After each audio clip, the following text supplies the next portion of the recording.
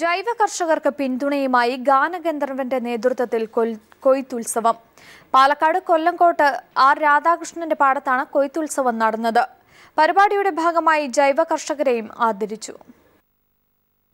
പാലക്കാട് കൊല്ലങ്കോട്ട് ജൈവ കർഷകൻ ആർ രാധാകൃഷ്ണന്റെ പാടത്തായിരുന്നു ആവേശകരമായ കൊയ്ത്തുത്സവം. ഗാനഗന്ധർവൻ ഡോക്ടർ KJ യേശുദാസ് കൊയ്ത്തുത്സവം ഉദ്ഘാടനം ചെയ്തു. നിരവധി കർഷകരും സ്കൂൾ വിദ്യാർത്ഥികളും കൊയ്ത്തുത്സവത്തിന് എത്തിയിരുന്നു. തുടർന്ന് കൊല്ലങ്കോട് ശ്രീനാരായണ പബ്ലിക് സ്കൂളിൽ നടന്ന ചടങ്ങിൽ ജൈവ കർഷകരെ ആദരിച്ചു.